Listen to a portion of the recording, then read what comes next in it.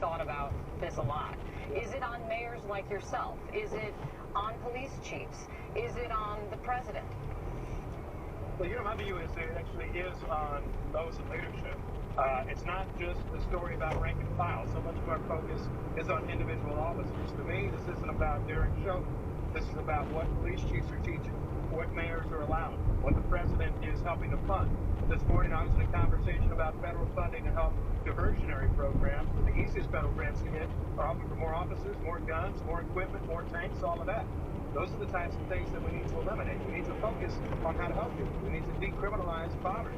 So these are the sorts of issues.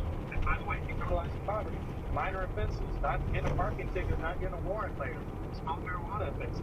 This is what mayors can do better. This is what leaders can do better. And that's what the moment cries for. Or else we're going to be back here for the next trial, for the next issue.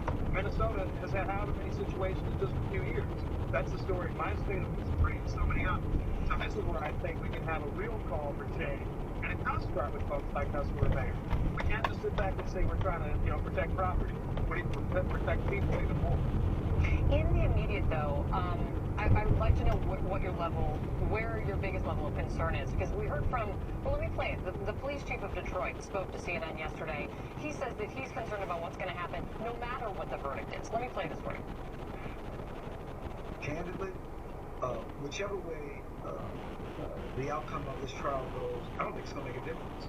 I truly believe that if he's acquitted or he's charged, there will still be in some places around our country that we will see violence. I believe. He thinks it's unavoidable. Do you think it is? I don't think that it's unavoidable. I think that there will still be people who are angry. There'll still be people that want to speak out regardless of how the verdict comes. I mean, that's because we saw what happened on video. We see what's happening in our society. We saw the shooting in Brooklyn Center, Minnesota the other day. But to me, I think it is what can we do to try to address it? What can we do to try to get in front of it? I'm meeting with activists in Kansas City tomorrow. I'm calling people today to talk about things. I meet with the mayor of St. Louis on the other side of Missouri today. We'll talk about all these things. Their first black female mayor. I mean, it's those sorts of things that we need to do to try to get ahead of this. And so, yeah, I'm concerned. We'll make sure that we, the city, its police, its community are ready to protect the people, make sure they can have their voices heard. But no, I'm not just saying it's a fait accompli that we're going to have violence.